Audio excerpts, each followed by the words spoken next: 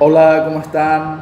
Les saluda Emilio Urdapilleta y esta es la segunda parte de nuestras entregas instructivas o que pretenden ser instructivas que haremos sobre la contrarrevolución y sobre los más importantes autores o las más importantes obras que se hablaron respecto a la contrarrevolución. En segundo lugar, tenemos que mencionar, ya tuvimos el video anterior que fue una introducción, pero en segundo lugar tenemos que mencionar a una obra famosísima e influyente, una obra que es prácticamente fundacional en lo referente al conservadurismo británico en general y también por sus poderosísimas críticas a la Revolución Francesa, a toda la contrarrevolución en general. Nos referimos al autor Edmund Burke, nacido en Dublín, Irlanda, 1730, fallecido también en Dublín, Irlanda, en 1797. Este político, estadista, filósofo británico que también se desempeñó como miembro del Parlamento inglés y como rector de varias universidades, profesor de universidades. Escribió dos obras muy famosas, una en tono de sátira, A Vindication of Natural Society, en tono de sátira justamente por la irreligiosidad que empezó a surgir en ese tiempo en toda Europa, y él, de manera un poco sátira, escribe esta obra para defender la religión. Pero la más famosa de sus obras, como hemos dicho, trata sobre la Revolución Francesa. De hecho, se llama Reflections on the French Revolution, Reflexiones sobre la Revolución Francesa. ¿Cuáles eran sus reflexiones? Tomamos, para entrar en calor, una frase de ese libro que vamos a comentar brevemente. Decía Edmund Burke: ¿eran necesarios todos esos horrores acaecidos en Francia? No, nada de eso. Los desastres recientes en la Francia que mueven nuestra sensibilidad por cualquier parte a la que volvamos nuestros ojos no son sino las devastaciones de una guerra civil, no son sino los monumentos tristes pero instructivos de un consejo temerario e inconsiderado dado en tiempos de una paz profunda. Son las pruebas elocuentes de una autoridad irreflexiva que se había hecho presuntuosa porque nadie la resistía ni podía resistirle. Las personas que han derramado con una profusión tan feroz las desgracias públicas, último recurso para salvar al Estado en el último apuro, no han hecho sino gastar, no han sido sino gastadores que han caminado al frente, demoliéndolo todo, y ellos no han derramado una sola gota de su sangre por la causa de su país. El país al que han arruinado y al que han gastado todo, sin que ellos hayan gastado siquiera las hebillas de sus zapatos.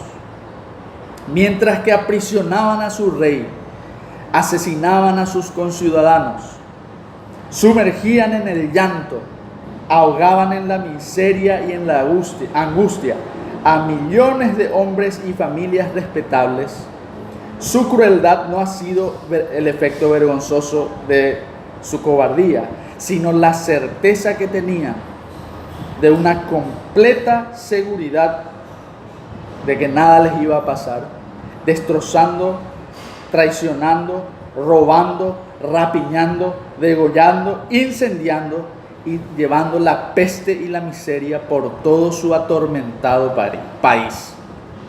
Eso decía Edmund Burke en sus reflexiones sobre la Revolución Francesa, páginas 39 a 40 de la primera traducción en español. ¿A qué se origina o de dónde se origina? Esa es una introducción nada más. ¿Y de dónde se origina esta obra? Burke escribe unas cartas de respuesta a un amigo suyo que le pregunta su opinión respecto a la Revolución Francesa, porque él, este amigo, participó de las reuniones del Old Jewry Club, el viejo club de la judería o el viejo club judío, en donde defendían la Revolución Francesa y decían que esta revolución no era más que intentar imponer en Francia lo que los ingleses habían logrado 100 años antes, entre 1688 y 1689, con la Revolución Gloriosa, cuando derrocaron al último monarca católico de Inglaterra. Y Edmund Burke le responde a su amigo directamente y al Old Jewry Club, al viejo club de la judería, indirectamente, diciéndole que esa afirmación es antihistórica. ¿Por qué? Porque los ingleses no pelearon en contra del rey, pelearon en contra de un gobierno arbitrario, y ellos lucharon no para que se derroque al rey, no para que se sostenga una monarquía, o más bien no para derrocar a la monarquía y entregar al pueblo el poder, sino para que justamente se defiendan mejor los intereses del pueblo, manteniendo la monarquía, que era garante justamente de la soberanía nacional, que era garante de los derechos del pueblo británico, que era garante de eso que los ingleses por siglos lograron obtener, que era el reconocimiento de la vida y de la propiedad privada. Entonces Edmund Burke responde al Old Jewry Club diciéndole: no hay gobierno que pueda resistir si se le puede trastornar por algo tan vago e indefinido como la mala conducta. ¿Por qué? Porque el Old Jewry Club afirmaba que la Revolución Gloriosa en Inglaterra fue hecha para poder derrocar a un rey malo. Y sin embargo, Burke, que era un tipo muy coherente, o más bien que sabía y la tenía clara respecto al sistema de gobierno británico, decía: no, la Revolución Gloriosa simplemente se hizo para reafirmar el poder de los reyes en Inglaterra y para que este poder siempre se mantenga dentro de lo que los ingleses han visto como su sistema propio. Es decir, el derecho adquirido y hereditario, el principio de la propiedad privada en sí mismo, la estabilidad política, la herencia, la nobleza y la fortaleza que vienen necesariamente del rey. En fin, la verdadera igualdad, dice Edmund Burke. ¿Cuál es esa verdadera igualdad? La de todos los súbditos del rey, que deben cumplir con sus deberes, gozar del bienestar de su propio trabajo y mantenerse unidos dentro de la moral cristiana. Para Edmund Burke, un rey debía defender la cristiandad, independientemente de si él era anglicano, pero independientemente de esa postura anglicana, él consideraba que el rey debía defender la cristiandad. ¿Por qué? Porque, en primer lugar, él da sus opiniones. En primer lugar, sin una religión firme, una religión sólida como la cristiana, una religión que sea el principio moral que rija a todos los códigos, a todas las instituciones, a toda la sociedad civil, el gobierno e incluso las organizaciones privadas no tienen una base moral sobre la cual sostenerse. Al no tener una base moral sobre la cual sostenerse, todos los gobiernos terminan contaminándose con la corrupción. Eso en primer lugar.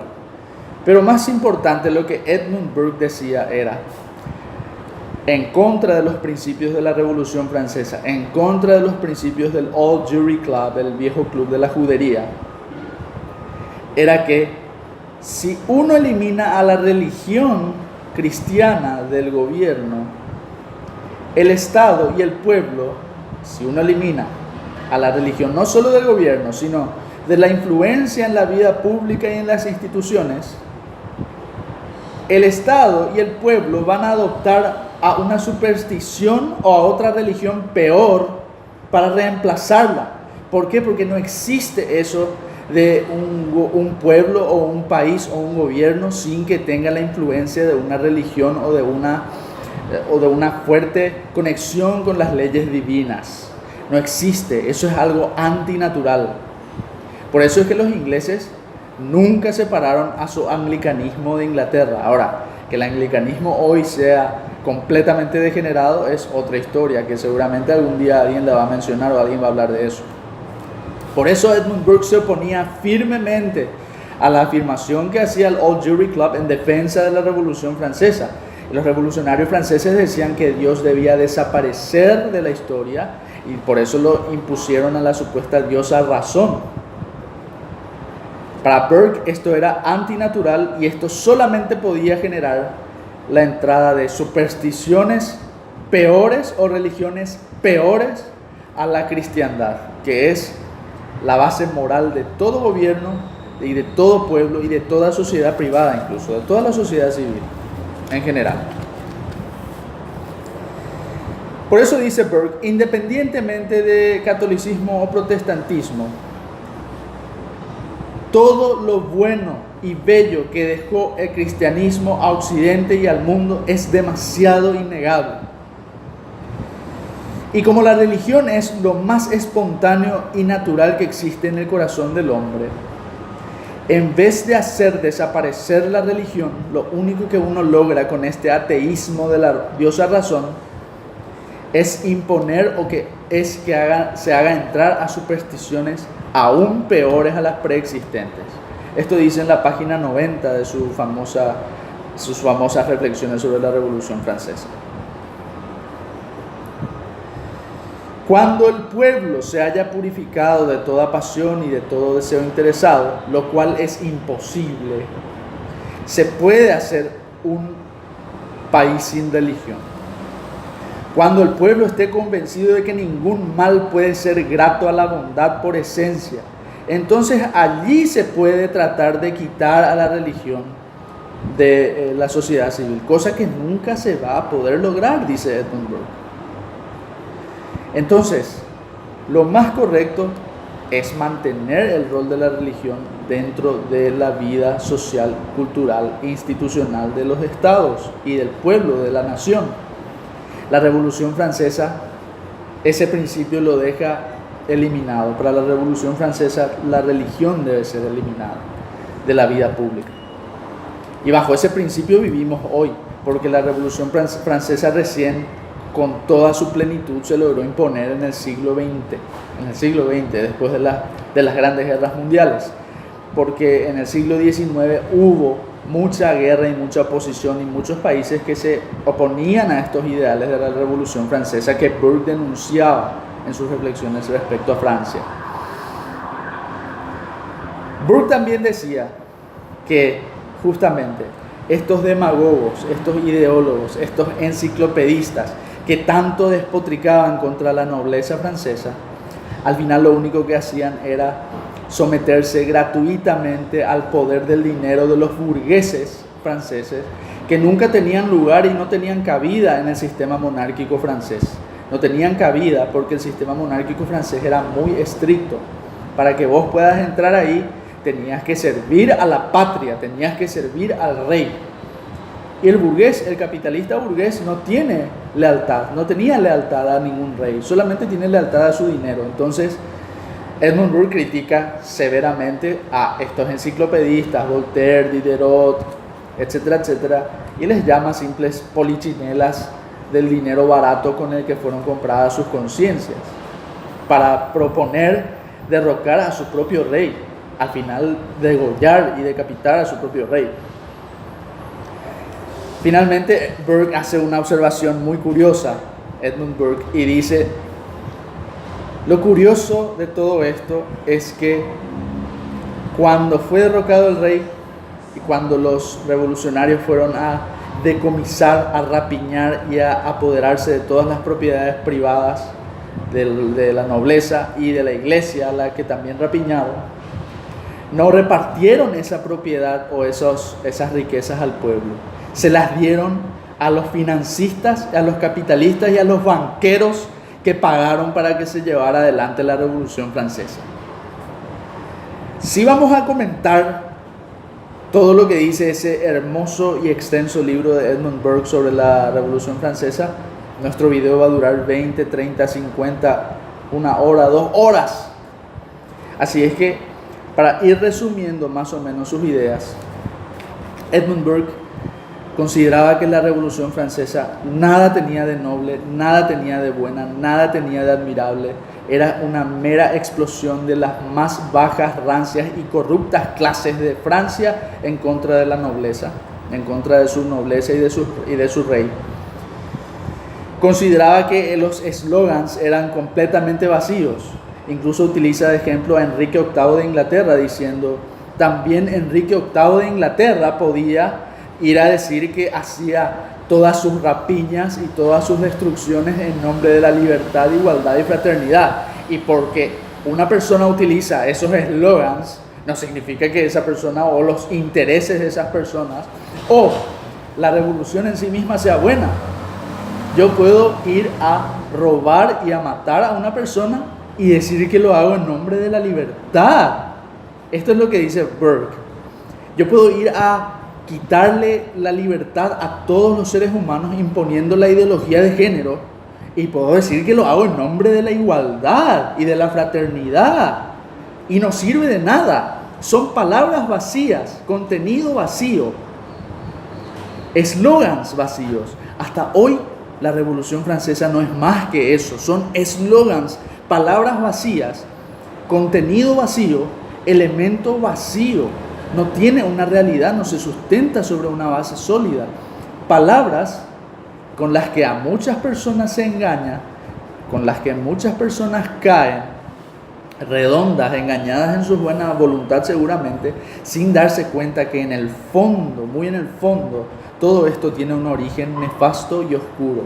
Todo esto tiene como único origen eliminar a la cristiandad y eliminar al orden natural que rige y siempre rigió las instituciones de nuestra civilización occidental. Esto es lo que decía Edmund Burke al fin y al cabo. Las palabras, los lindos eslogans, las lindas proclamas no son sino letra muerta cuando el contenido real ante los hechos, ante la evidencia y ante la historia es otro. Pero bueno, lo dejamos acá. Puedes hacer tus comentarios y esperamos poder hacer una próxima entrega lo antes posible si Dios nos lo permite. Ojalá que les haya gustado. Hasta la próxima.